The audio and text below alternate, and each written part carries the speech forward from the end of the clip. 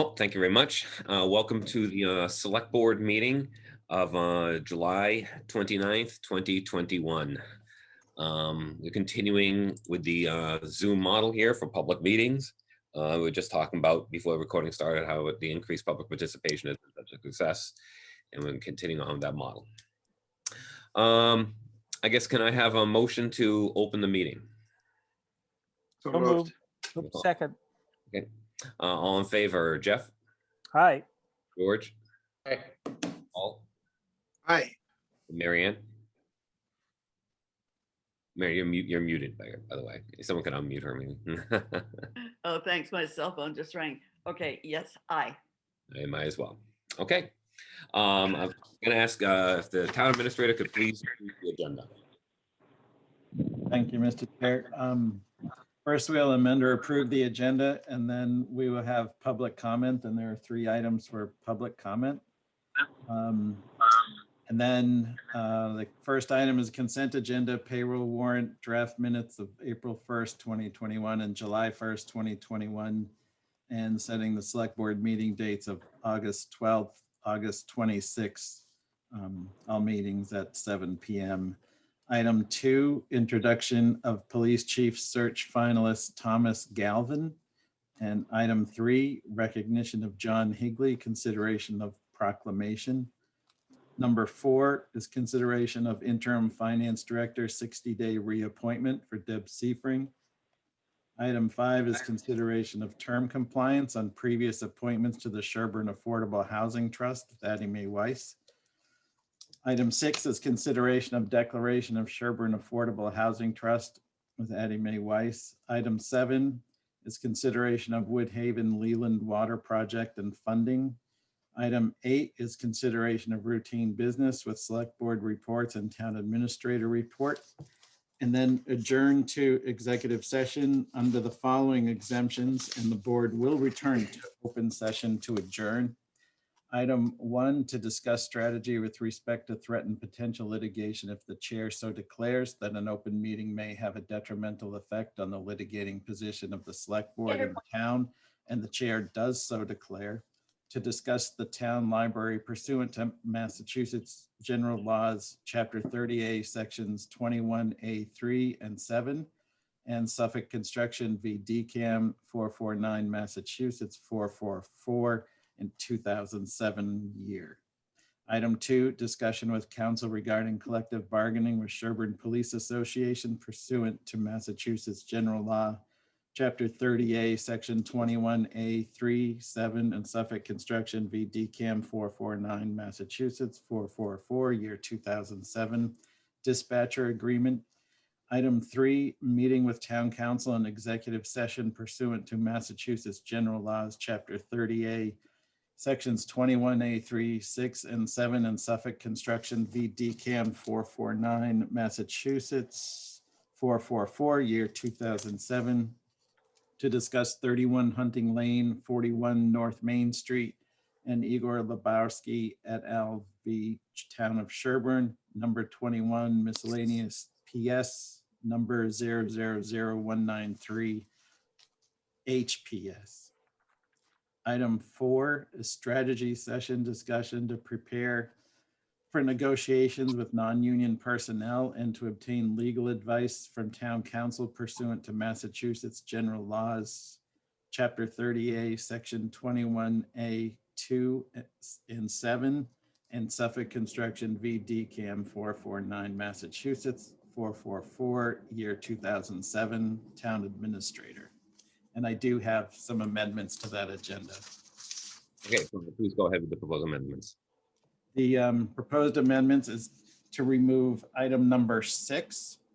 The consideration of declaration of Sherborn Affordable Housing Trust has been requested by Addie Mae Weiss to move to another night as we seek some more information. And the next item, number 7, consideration of Woodhaven Leland Water Project and funding. This I recommend taking out the "and" because the focus on this item is the funding, not the project, because the project has already been approved. Okay, do I have a motion relative to the Agenda as read and proposed amendments. I propose we accept the agenda as amended. Okay, do I have a second? Second. Okay, all in favor, Jeff, Aye. George, Aye. Paul, Aye. Mary Ann? Aye. I am as well. Okay, I have 3 requests for public comment. I believe it's 3. I have Police Chief David Bento. I have Mary Moore, who I don't see here, and She's here. She's here, I see her. She's here. okay, and George Morrow. If no objects, I'll simply take them in that order. I guess, Chief, the floor is yours. Thank you, Mr. Chairman. I'll be brief. I just wanted to inform the board, back in March, you made an appointment of a police officer. And as of last Friday, he completed the police academy down in Plymouth. So I wanted to update you that he has completed the recruit training as required. He is currently on field training. And once he completes that, then he will be on his own out on patrol. And his name is John McGuire. Also, a couple of our officers have attended some social media training. Sergeant Ted Stone, Officer Tasea, and Officer Tremblay. So they've been sort of revamping the social media, and they made mention of this on the social media as well as some other things recently. So if anybody's interested in following what's going on, that's another way to get some updated information. Okay, thank you. Very good, and congratulations to the recent graduate. Thanks. I'll pass that on. He's currently working right now. Oh, very good. You gotta radio it to him. Yeah. Exactly. Okay, next up is Mary Moore. Hi, Mary. I see you now. All right, thank you, Eric and the board. I wanted to just read a statement about the library site that I think is important to bring forward, and I have an ask. My name is Mary Moore. I live at 49 Farm Road. I'm the former chair of the library trustees, and I'm currently an ex officio member of the library building committee. I'm here to ask the Board of Selectmen to formally direct our DPW director to clean up the site immediately. I'm talking about the grounds around the library and around the town hall. It's an eyesore, it's an embarrassment, and it's time to do what's right. I spoke with Brian Connolly, Chris Kenny. Brian is the chair of the library trustees. Chris is the chair of the library house committee. I spoke with Sean Colleen, the DPW director. I spoke with Elizabeth Johnston, the library director, and they all support this ask. This is a topic I've been raising at nearly every library project meeting for the last 3 years. And my understanding is that the takeover contract in place requires that the surety, the travelers, maintain a secure site and provide tree protection. It also calls for new seed and loam in the disturbed areas and new shrubs along the hilly areas behind the new patio. Right now, the site is unsecure, and the newly seeded loam that is not turned into a lawn, but it's turned into a jungle of 4-foot tall weeds. We have trees and shrubs that have suffered through years of construction and neglect, and a never-ending stream of construction debris and trash across our campus. The latest weekly OAC notes says ongoing for the site cleanup effort. This is no owner, no deadline, there's no action. And I think the town deserves a lot better than this. So for over 4 years, as this project has dragged on, we've all had to drive by this site that's a mess. It's a safety hazard. And I've personally sent number of emails pointing out gaps in fencing, trash in the road, tree limbs that have been broken by machinery. We've all been watching trash blowing around the site and onto the campus. We've endured piles of rocks, dirt, pallets, building materials, tarps, plastic coffee cups, and water bottles left all over by the workers. And often it's when a dumpster is within inches or feet of where the trash is left. So I'm suggesting we need to take control of what we can, and we have to stop expecting that other people are going to make this change. It broke my heart the other day to drive by. Sorry. It broke my heart to drive by the memorial service at Pilgrim Church on Saturday to see such a mess across the street. Sorry. So I'm saying enough is enough. The litigation for this is going to go on for years, but we're kidding ourselves if we think that the surety, travelers, or their contractor, Beacon Construction Group, or the subcontractors, including 5 Star Building Corporation, who somehow is still involved in this project after we fired them 18 months ago. So as they say, insanity is doing the same thing over and over again and expecting different results. I fully recognize and appreciate the extraordinary frustration and disappointment that this project has brought to our small town. It's impacted virtually every resident, visitor, town employee, and while we may be limited in some areas due to pending litigation, I suggest it's time that we take control of what we can, do the right thing. We don't need lawyers to tell us how to mow and prune, we just need to do it. So paving, I understand, is expected to begin next week. So I would respectfully ask that the Board of Selectmen direct this work to be scheduled as soon as possible. And if you don't direct the work, I'll happily organize a group of high schoolers with push mowers and pruning shears, and I'll get it done this weekend. And then I can send the town a bill. You know, the town deserves better. Let's take control. Let's clean up the site. And let's let residents, visitors, and employees start to envision the beautiful new library that we've waited so many years for. Thank you. I'm sorry I got upset, but this is a big deal. So thank you, Eric. Been an emotional project overall. It's been, yeah, tough. Well said, Mary. Thank you. Usually in public comment is often, I guess we can respond as a board. Sometimes we, we dance, we don't want to get too close to something that should be an agenda item, but does anyone on the board have any response comment to that? Just a couple. Yep. First, I want to make it clear that when she was commenting about the lack of work, she's not talking about any town official, board, committee of the town. She was talking about various contractors. And I suppose it's prudent not to mention the culpable parties, but by not mentioning the culpable parties by name, that this should not be an inference that there's any responsibility on the part of the town itself or the library building committee or any town officer or whatnot. So that would be my first point. My second point is, to the extent that we clean it up, we still can put a claim in for the cost of the cleanup that wasn't done by them, and we can add it to the list of items that we're already have in the litigation. Because if others are supposed to have done this and haven't done it, and we had to do it, that's an item that we should be able to recover. So I don't see why we shouldn't give a green light to getting this done. Yeah, do we have a standing, is that one of our executive session items? Is the library on here? Yes, Yes. it is. It Yeah. is. We'll talk more. The only thing I do want to comment on that is I've done that before. We actually self-perform and you can back charge the contractor. We have to provide them due notice. I'm not sure how this works with the contractors now with the surety. It's not a standard 149 contract anymore. But if you want to recover it, you actually have to say, you failed to do this. We're giving you 7 days to correct the situation. And then you actually go in after 7 days and self-perform. There we are. So I have a question. I have a question for Mary before we close this. Mary, certainly, we so appreciate your patience with this. You've gone far overboard what could be expected. But a specific question I have for you is, do you have in mind, or does the library building committee have in mind a contractor who would do a good job and is reasonable? Will this go out for bid, or how do you think is the best way to do it? I mean, right now sorry to interrupt, Marion. I think right now the ask is to have the DPW bring their mowers over and get the place, initially cleaned up and do some basic pruning. The library trustees have a subcommittee that is making longer term recommendations about things that need to be done that would, probably require specific contractors or tree arborists.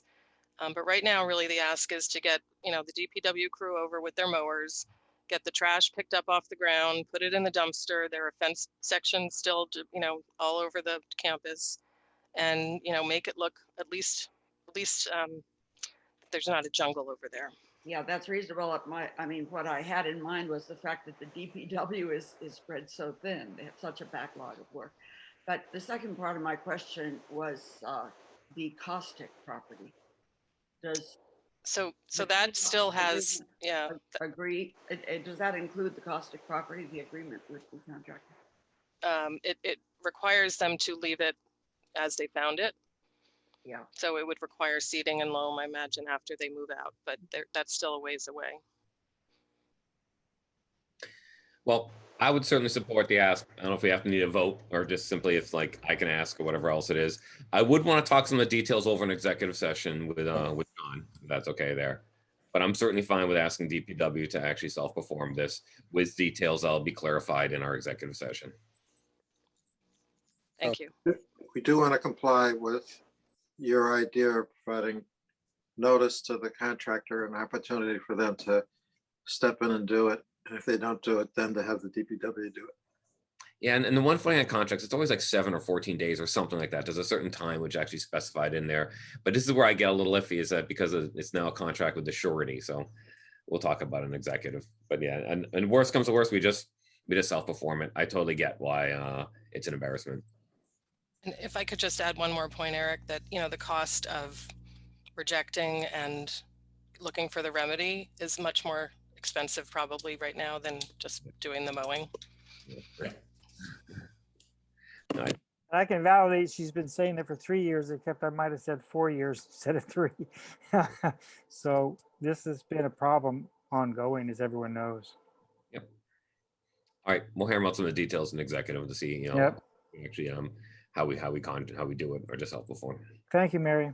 Thank you very much, Mary. Absolutely. Next up is George Morrow. Yes, I just have a quick public comment. I wanted to say it at the beginning of the meeting when there were more people here, but I just wanted to compliment the DPW, Sean Colleen, Addie Weiss, Gino Carlucci, and Rob Wolf, everybody that was involved with getting the Sherborn portion of the rail trail completed from Whitney Street. It's really very, very well done. I've used it multiple times now because it's right down the road from my house, and they just did a fantastic job. It's nice that we have, I know, Paul, you've been advocating for handicap accessible trails in town, and we have one now that there's parking there. People can easily access all the trail all the way to Holliston and Hopkinton. It's fantastic. So if you haven't checked it out, you should put on some bug spray and go down and check out the trail. Awesome. That's it, Eric. I just wanted to acknowledge them. Yeah, very good. No, and you know what? I'm embarrassed. I haven't checked it out yet. So I want to check that out. I'm very excited for that. I actually use it downstream in Holliston all the time. Yeah, the parking there's like 4 parking spots. It's at Whitney Farms. You'll see it. It's easy when you pull into the first driveway at Whitney Farms. It's right there. And that's awesome. Yeah, thank you very much, Sean. Absolutely. All right, without any further ado, I'll move on to agenda item number 1, the consent agenda. Does anyone have any comments or motions relative to the consent agenda? Move approval. Okay, so moved. Do I have a second? Second. Okay, all in favor, Jeff, Aye. George, Aye. Paul, Aye. and Mary Ann? Aye. I am I as well. Okay, so moving on, agenda item number 2. I think, George, you're taking the lead on this one. This is an introduction. Oh, yes. God, I was doing that tonight. Introduction. Yeah, I'm just going to be brief. I read a statement the last time about our process that we had hired. I'm going to kind of wing it this time. I'm not going to go back to what I read at our last meeting. We've been through a process with a police chief search committee of the entire select board at the time. It was Paul Durensis, Eric Johnson, Jeff Waldron, and myself. Chuck Yan was on the committee, as well as Zach Ward, the fire chief, Michael Richards, a citizen who's also a retired state trooper. And am I missing anybody? Did you Vicky mention Rellis. Vicky? Vicky Rellis, of course, from Vicky Rellis, the one who did most of the work, was from personnel. She was instrumental in getting this done. And we hired a consultant, Wayne Sampson, who's a retired police chief. We went through an extensive search. We had over 25 candidates. And tonight we're very happy to introduce our finalist that we chose from the police chief search committee, Thomas Galvin. I don't know, Thomas, if you want to unmute and introduce yourself. We'd love to hear kind of your background and so the public can hear. I mean, you've met all of us, but let's I'd love to hear your introduction. And let me say something real quick before we get started, Tom. If people have questions, if you could use the chat feature and the questions, that way we can review them. We don't want to, scare him away because he doesn't have a contract yet. So. So if you could please use the chat feature and I'll read out comments as they come in or questions. Okay, go ahead, Tom. Excellent. Well, I want to thank the board for inviting me here tonight.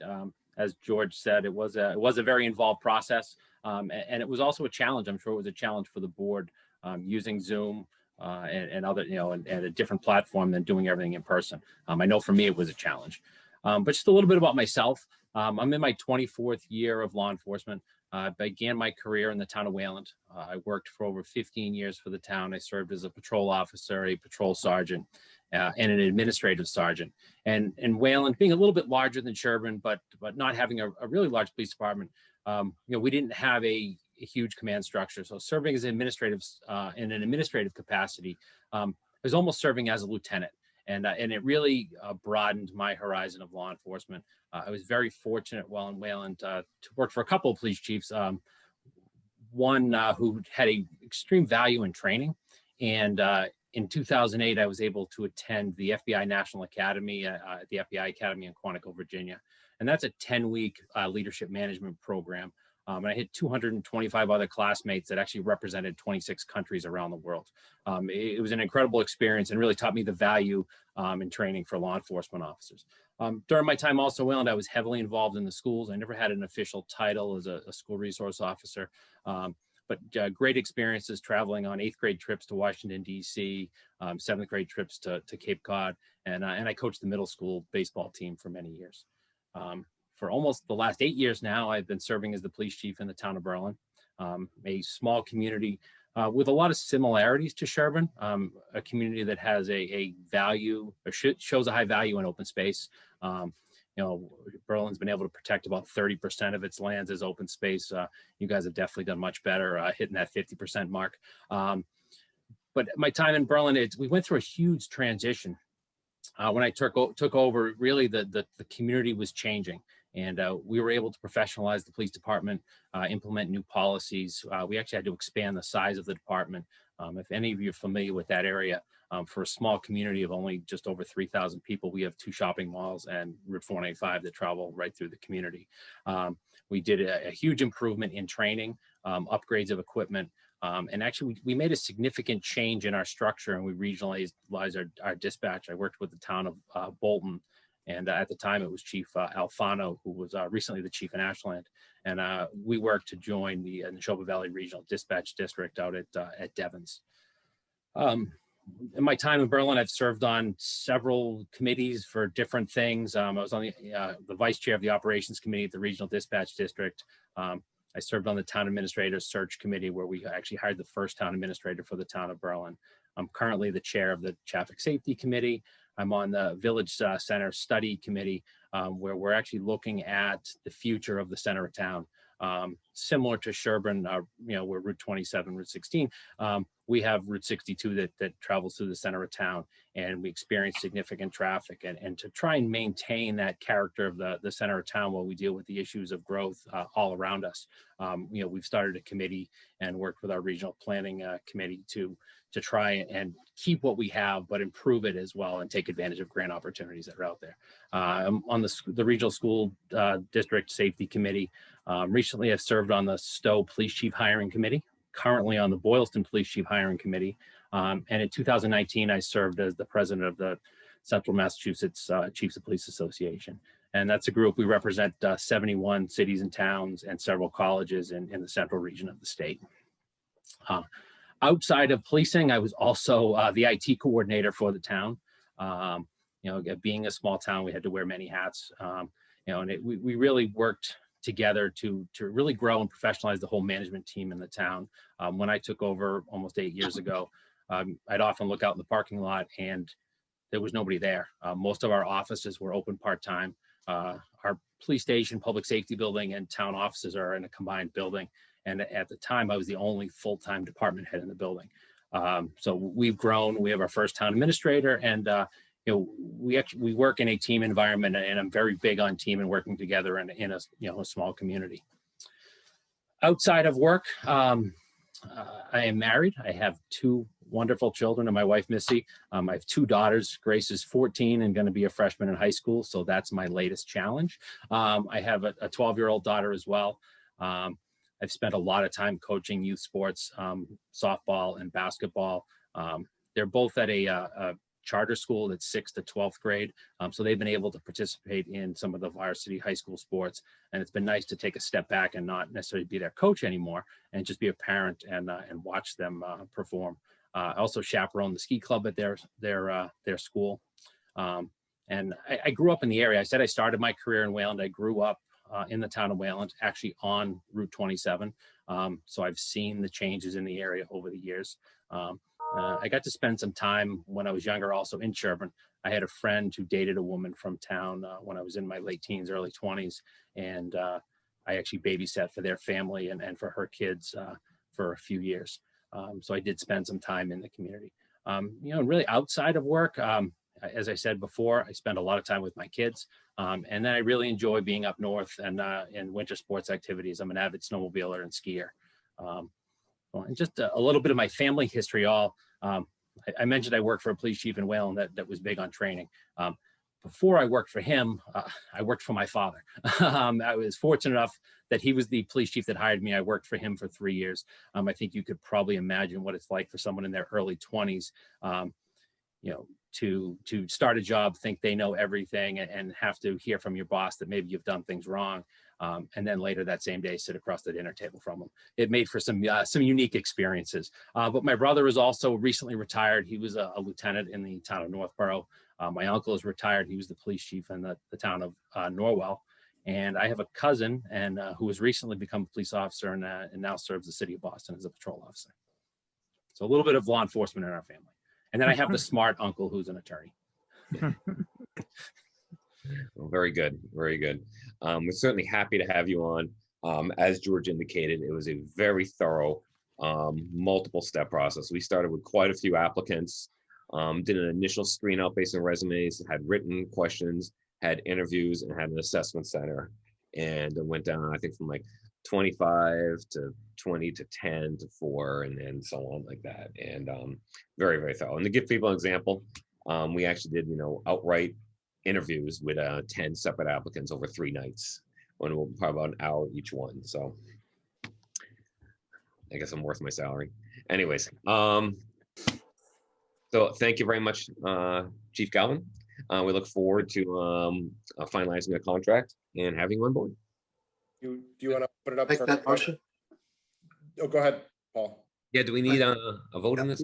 You want to first have questions, Eric, if anybody? I'm not seeing any. I have the chat open. I'm not seeing it. So he's No, but getting I'm saying the board. I don't know if Marion had any questions because she's actually the one board member who wasn't part of the committee or. True. It's true. Right. Well, listening to Mr. Galvin, I think he sounds terrific and perfect for the town of Sherborn. So welcome. Thank you very much. And I look forward to actually having the opportunity to meet you in person. Anyone else from the board want to ask any questions? There. Okay, last call. If anyone wants to enter something in the chat. I don't see any hands or anything. We're good, I think. We're good. All right.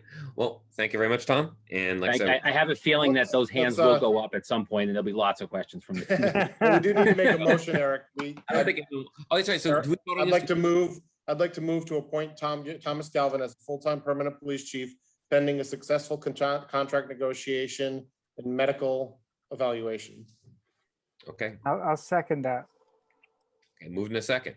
All in favor, Jeff, Aye. George, Aye. Paul, Aye. Marianne. Aye. I am as well. Welcome aboard. Thank you very much. I look forward to working with all of you and hope I see Chief Bento has his hand up. Yeah, Chief Bento has his hand up. So Okay. Can I put in real quick? I couldn't find the raise hand. I'm not that IT savvy. We're actually supposed to use the chat, but whatever. I'm sorry. I just wanted to say congratulations to Chief Galvin and welcome to the town of Sherborn. The men and women of the Sherborn Police Department are very much looking forward to your leadership. Excellent. Thank you very much. One thing actually I forgot to mention in my spiel is I also have taught at Fitchburg State University, and they have a unique program for law enforcement. It's a 5+1 program where you go in as a freshman, you graduate in 5 years with a master's degree and a certified police academy. And I actually had the opportunity in being there to meet Chief Bento's son, who is a graduate of that program. Thank you. Okay. If there's no further ado, again, thank you both. Move on to agenda item number 3. Recognition of John Higley and a consideration of proclamation. Now, I don't know if people know, but John is pulling us through Tyler and moving out of town. I've had the pleasure to work with John and volunteer with John, I should say, for many years in the planning board. And I don't think the town even realizes what asset they have. In general, volunteers overall, but particularly with some of the talent like John and Marianne that have gone through that planning board, and how that has helped shape what we see in developments and everything.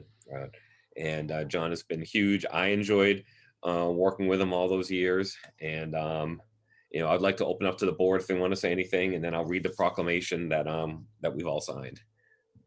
Does any board member have any questions or comments? No, I think Marianne should go first. Yeah, absolutely. Yeah. We'll introduce her to John.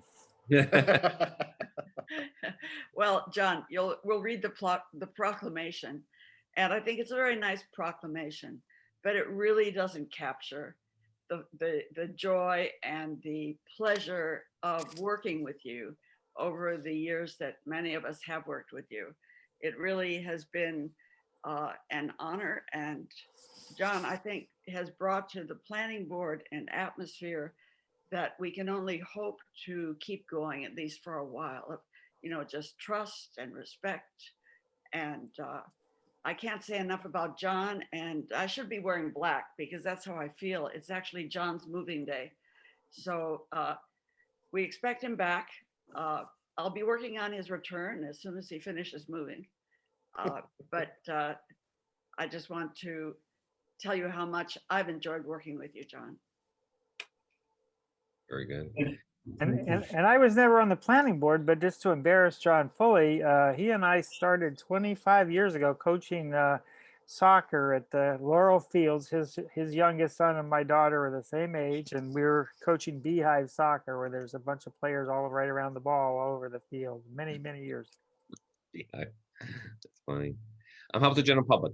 Eric, we have Paul and I both have. Oh, sorry. Okay. Paul, go ahead. I just wanted to thank John for his years of consistently good service to the town. The town depends on its volunteers to keep going, and John has been a star.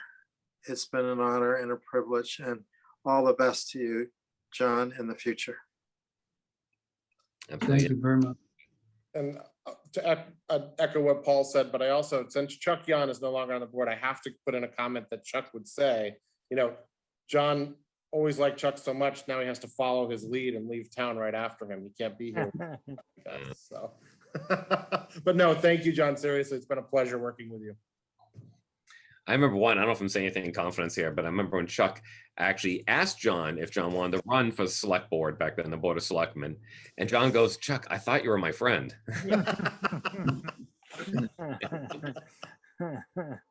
It's the true story.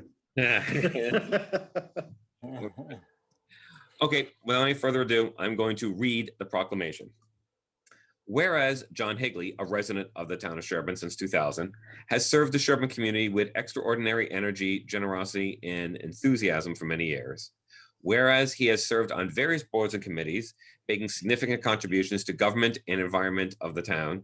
He has served on the planning board since 2010, the chair since 2011. He's also been a member of the Energy Committee since its inception in 2010. He's been the town's representative on the MWRTA and served many years on the Upper Charles Conservation Land Trust. Whereas during his tenure on the Planning Board and Energy Committee, John has earned the respect and affection of his fellow board members, other town volunteers and officials, and many Sherborn residents. His positive and cooperative approach in all his initiatives and deliberations contributed to his success in promoting and implementing the policies and decisions of the planning board that have resulted in many positive changes in town. Now, therefore, we, the select board of the town of Sherborn, on behalf of all citizens, extend our heartfelt gratitude and appreciation to John Higley for making the town of Sherborn a great place to work and live. In witness whereof, we have caused the seal of this town to be affixed the proclamation on July 29th in the year 2021 and signed by the complete board. Thank you very much, John. Thanks, John.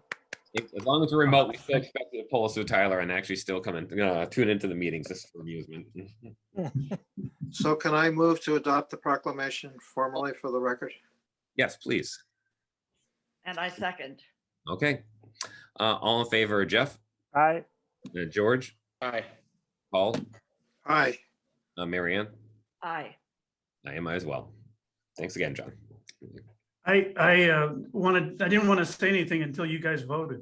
Okay. Yes, please make a statement. I'm sorry I didn't ask before.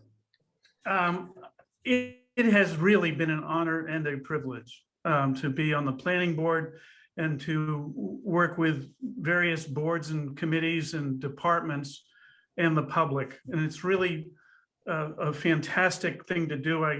I encourage everybody, and so many people in town have and are participating in Sherborn government, and so I really encourage it, and it's a fantastic experience. There's no better place, there's no better town. It's really a wonderful community. So I really can't thank the select board and as I say, the planning board and the other boards and committees and the public. So I really thank you a great deal. And thank you. Absolutely, John. Thank you very much so. Okay, without any further comment, we'll move on to agenda item number 4. And thanks again, John. Consideration of interim finance director for a 60-day reappointment, Deb Seffrey. Is it Seffrey? Seffrey. Jeffrey. Mr. Chair, this is in accordance with the bylaw.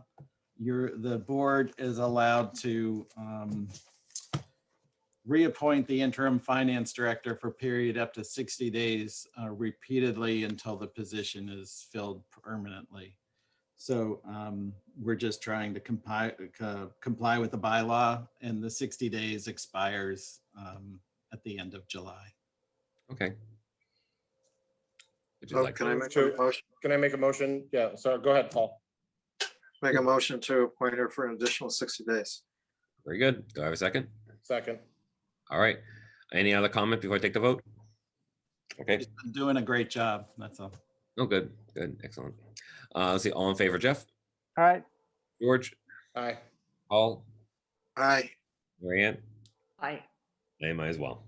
Thank you very much, Deb. Thank you. Moving on. Consideration of term compliance on previous appointments to the Sherborn Affordable Housing. Oh, that's right. Is that the one we're skipping? No. No, we're skipping the next one. Let's skip it now. Okay. To the Sherborn Affordable Housing Trust, Addie Mae Weiss. Hi, Addie. Hi, guys. So the term limits for that were in the bylaw language, both the state statute and the chapter 31 of the Sherborn bylaw language for housing trust is 2 years.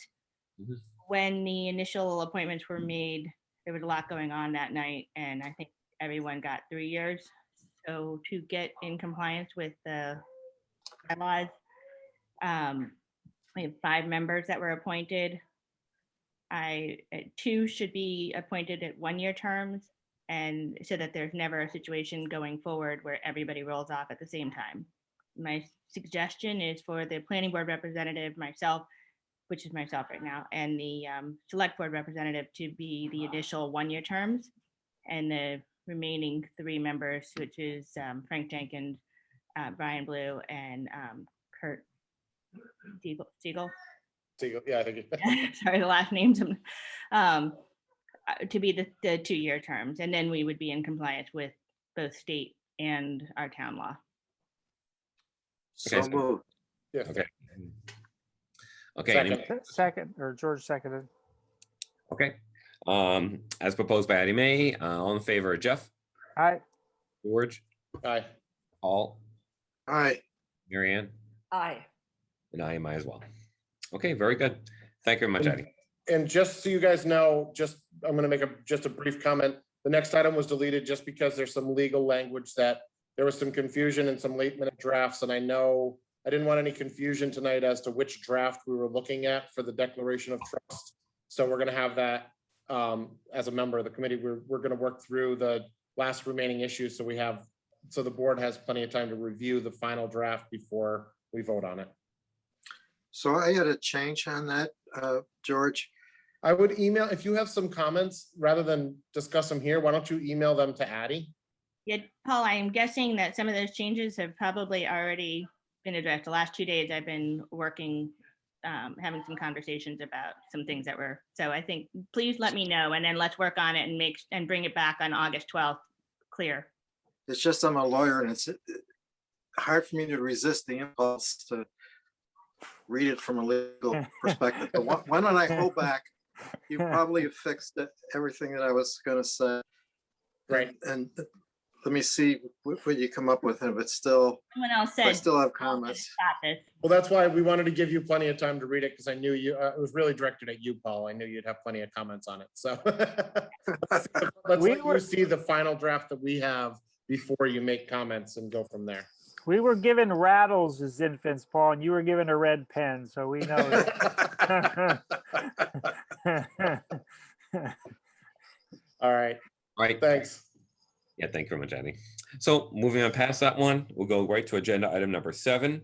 That's consideration of Woodhaven Leland Farm water project funding. No and. Yes, and thank you, Mr. Chair. And the reason that I wanted the and out is what I said at the beginning was that the project did go to town meeting and was approved to have incurred debt of $198,000, which is what was brought forward. Later, we've learned about this ARPA funding, this recovery money, and Deb Seifring confirmed with our consultant, our financial consultant, that this project would qualify for the ARPA funding if we wanted to utilize that instead of debt or some other funding source. The issue with the debt is that we've been meeting with the Leland Farms property manager and the Alicia Goody, who's the select board's representative on the board of trust, Leland Farm Board of Directors. And then it's going to take a long time to negotiate something that that Leland Farms can approve with all their residents, and that doesn't sink their whole operation. So long-term, we can negotiate that easily so that there's a long-term sharing between Woodhaven and Leland, but it's that initial agreement that we would have to come to incur that debt and understand what Leland Farms payback is going to be. And right now, and Alicia can speak on it, it's not feasible yet. Alicia, you're muted. If you unmute, you could. Yep, I didn't see the unmute. Sorry. Chime in, that's fine. Yeah, I have a question. Are you saying that because of the time frame, the ARPA funding would not qualify, or the project wouldn't qualify for ARPA funding? No, I'm saying the ARPA funding opposite is a perfect solution for the Yeah. town not to have to incur the debt on that project and put Leland Farms at risk. Yeah. Yeah, it meets the eligibility standards under ARPA because there's a preferred category for water, sewer, and broadband. And this is exactly the kind of project that should be eligible.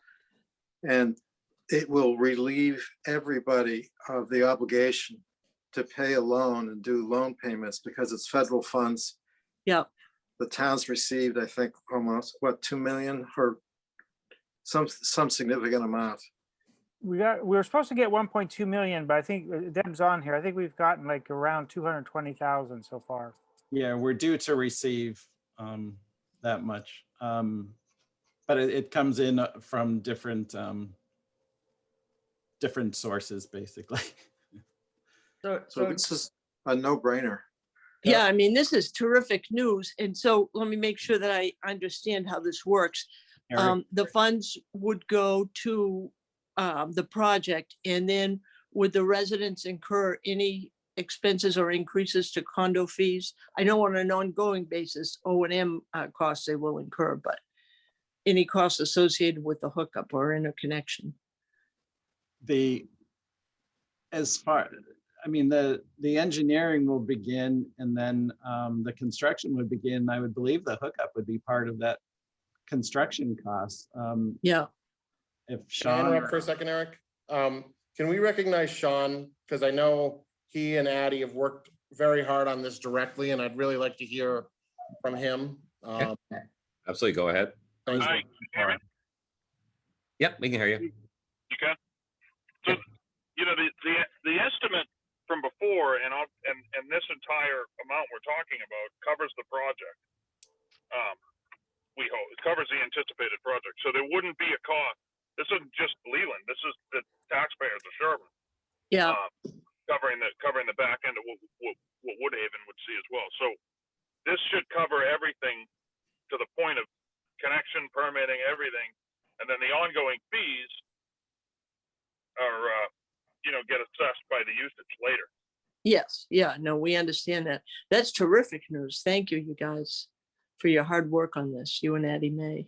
So this is a win both for Leland and Woodhaven, because Woodhaven has significant problems that are ongoing.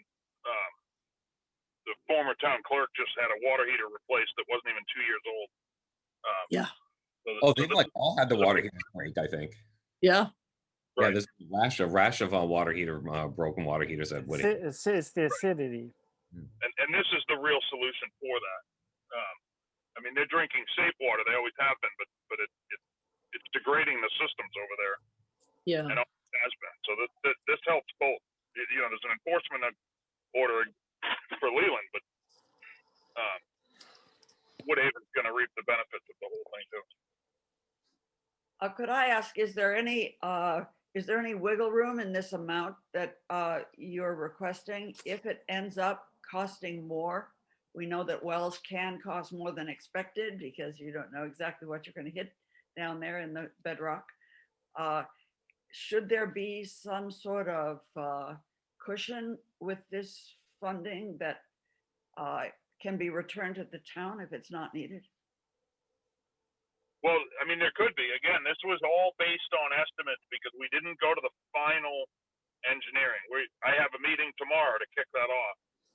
And of course, I mean, I'm sure Eric can elaborate on this. Before you have approval from DEP, you don't know what you're doing. We're gonna go through the steps with the engineering. It's gonna take months to get through the DEP approval, and they may or may not ask for more. Right, I'm just concerned that the amount of money that we're agreeing here is enough. So if I could try to answer that we're getting all this federal money. It's up to us to allocate it the way we want. Right. So if we need to add some more money to it later on, we can do that because it's the select board, it's you and the five of us who are going to decide where the money gets allocated. Right, so it's up to us to leave a cushion in those funds in case we need it. Right. Could I add something for Marion's comments? I have put in for an infrastructure earmark to the Fed infrastructure bill. So there's a potential that we will get another earmark of 198,000 specifically for water and sewer infrastructure. And then the money that you're just approving from ARPA would go back into ARPA. Right, oh, that's great. wow. But when he says it goes back to ARPA, it stays within the town's Yeah. allocated Right. Balance, I'm sorry. If we're getting up to 1.2 million, I know we have around 200,000 for this project. Do we have other projects right now that we're looking at for these funds? And if so, do we have something brief that we just curiosity? Originally our agenda item was going to include a list of those requests that came in. We have a request form that basically identifies what the request is addressing and the amount, and the process that we've had, we've mentioned it a couple of times, was mirroring the reserve fund transfer request where the selectmen sign off on the item And then we give advisory the form to sign off on so they can review it. We were also building in an automatic approval, maybe if Stephen's okay with that, where if they don't act within a certain time, it's approved. So the only actual vote legally needed is from the select board to expend those funds.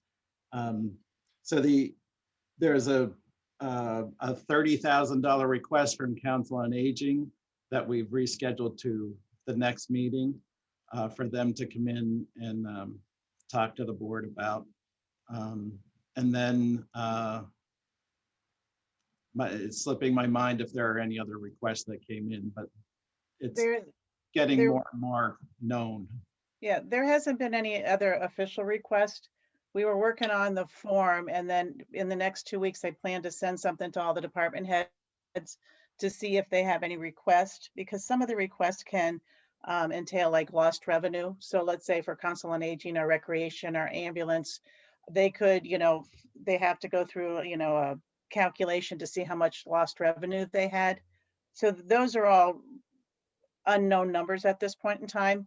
The only really known number that we have so far is we spent $77,000 from the time period of March the 3rd of 2021 until June the 30th of 2021 for what they're calling public health response, which included overtime for the Board of Health, extra cleaning, some Council on Aging meals, some Board of Health nursing and things like that. So that money has already been spent. And so that will be a request that will be coming up at the next select board meeting. Deb, was that the monies that we did the transfer when I had asked at the last meeting about like the COVID, the COVID overage expenses? Is that what you're referring to? No, this is the monies that happened after that. Oh, okay. So that money happened prior to March the 3rd. This I is see. money that happened that was spent between March the 3rd and June the 30th. Got it. Thank you. Jeff, I see Jeff has a question. Yeah, actually two points. Actually, David Linsky called me a couple of weeks ago about this too. And so one thing they're looking for too is to have some visible projects. They want to showcase, kind of a PR mode of everything that the government's doing to enhance infrastructure. And, so they'd like to see, in addition to reimbursing some of the expenses that we naturally would want to submit, there is an intent to have some projects that are sort of sexier that, have some visibility that showcase the benefits of the funding. So I think we need to incorporate that into it. And it's Paul understands this better than I do, I think, but it's odd. I think they're divvying it up. 40% is coming to us from the state and 60% from Middlesex County. So it's not being dispensed dispersed, I meant, like the CARES Act was. They have a different structure for dispersing the money. And previously we would incur the expense and then basically submit an expense report to get reimbursed. They're giving us the money up front and then you submit an expense report to justify what you spent it on. So it's a little bit different process than the CARES Act, but we definitely need to have some sort of showcase projects in addition to the other things we're considering. I see Mary Ann there, but I do want to add just my own experience. The projects that always garner the most interest, I call it like the sexy projects. They're always transportation projects.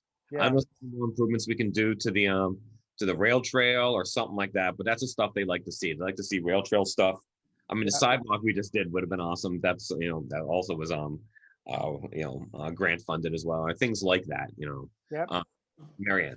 Oh, sorry. We'll see what comes from the various boards and committees, but it seems to me this is a great opportunity to be able to take a broad view of all the possible showcase or not showcase, especially showcase projects that could be done in town, and take a look at a bunch of them, all of them, and try to prioritize.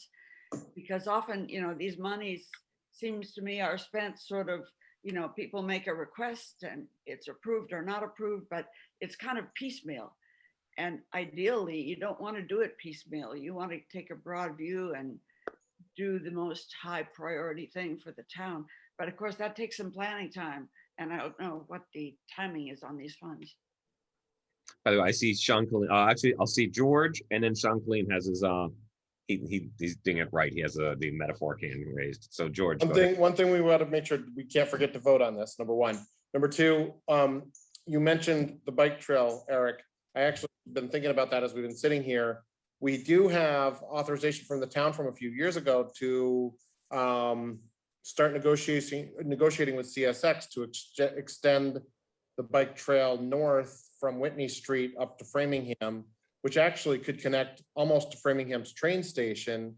So people could bike from Whitney Farms or one of the developments all the way to a train station, or even from Holliston to a train. I think maybe we should start exploring that, purchasing that piece of land from CSX again, so we could continue the bike trail north.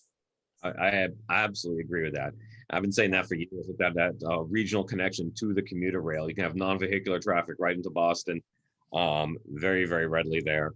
And yeah, I think that'll be huge. Even though I don't know the details of this, but I know like with the the Obama stimulus funding and all these other infrastructure bills and stuff like that, they almost always say it can't be used to acquire easements or fee simple. It can't be used. Okay. Yeah, land usually not. And Eric's bias, he just wants to bike to work also. So we have to disclose, fair disclosure here. I see Sean lowered his hand, so I'm guessing he probably said what he was going to say, George. But Marion, go ahead. Now, the CSX issue has been on the planning board and other committees' radar for a long time now. And it's been pursued. I wish John Higley were still here to comment on this, because he's been involved in this, as has Rob Wolf. It's been pursued until CSX kind of just pulled back. The person they were dealing with left, and now they haven't been able to get CSX to respond at all. Yeah, because the price they were talking about was if they ever had a reappraise. Well, we'll wait that. I'll make an executive session item on that one there. But I suspect the price wasn't appealing enough to them, so they basically ghosted us. That's my suspicion. Probably. Anyway, that's kind of where it stands. The ball hasn't really been dropped on our side, at least. And I did get a reminder from Sean that we do have to take a vote on this. Thank you, Sean. Addie Weiss has her hand up, Eric. Okay. Hi, Addie. Hi, I think kind of you're going in the right direction as far as don't forget to make a vote on this, but I just wanted to say this project really does fulfill to the letter of the language for what the American Rescue Plan Act is designed to do. It supports affordable housing, it supports elder housing, it's supporting clean water. It checks off so many boxes. So it's pretty, as far as we're talking a lot of projects that, maybe they fit the bill. This hits every box. Great. Sean has his hand up again, Eric. Go ahead, John. I'm sorry, now I have to comment before you vote. I wanted to just recognize Addie Mae's efforts on this. Long before COVID ever happened, I was working on this project and working with the engineers and the kind of the physical aspects of it. But since COVID, and at least mostly in the last 6 months, since we got approval, Addie Mae has spent countless hours researching really boring stuff that the federal government likes to trickle out after they put a couple of $1 trillion out there up for grabs. And I think tonight it's going to come to realization, and this is kind of what we hope for some, a handful of residents in the town. And I just wanted to recognize Addie Mae's efforts on this. Very much. I know that Addie Mae's been pivotal in many grants, and I think that's been huge. Thank you overall, Addie Mae. Absolutely. Thanks, Eddie.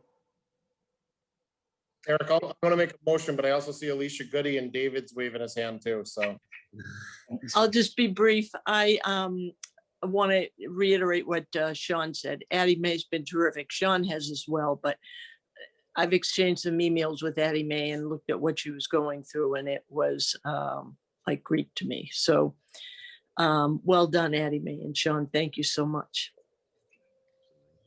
And David. I have the form if you want me to put it up. We need the signature of the chair after the vote, or you can include in your vote for me to sign it on behalf of the board, either way. I'll make a motion then. I'll make a motion to utilize American Rescue Plan funds to cover the engineering and construction costs for water infrastructure for Woodhaven and Leland Farms, and authorize town administrator to sign for the board. You need to put an amount in there for the time being. Oh, is it 198,000? Is that Yes. 198,000? Second. Sorry, caught me. Okay, so all in favor, Jeff, Aye. George, Aye. Paul, Aye. Marianne, Aye. I might as well. All right. Thank you. Thanks, Absolutely. guys. Thank you. Thank you, Addie and Sean. That's a nice solution to a difficult problem. And Alicia. Thank you, Alicia, too. We really appreciate you working so hard for Leland, for the Leland residents. My pleasure. Thank you. So I'll distribute the signed form to you. Okay. Do we have any routine business, any select board reports? I gave mine earlier, so I'm set. Okay, hold on a second. Okay, and else, how about town administrator reports? No, thank you. Okay. Okay, so without any further ado, I, as chair, declare that a executive session is warranted for the agenda items as previously read in the record by the town administrator. Do I have a second to adjourn and enter executive session? Second. Okay. All in favor, Jeff, Aye. George, Aye. Paul, Aye. and I am I as well. Okay. And I might as well, Eric. Forgot Marion. You know what? So as people log off, my screen shrinks, and I'm a very visual person. I really am.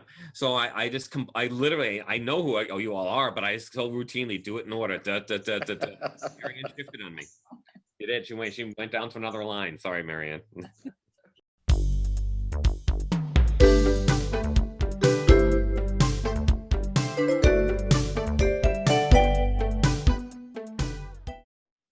Okay, thank you very much. We have just completed our executive session. We are now back in open session, simply to adjourn. Do I have a motion to adjourn?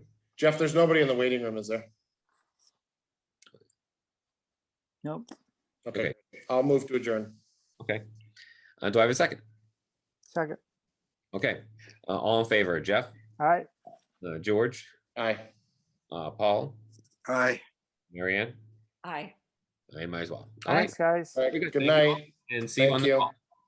Have a great weekend, You everybody. too. You So you- too.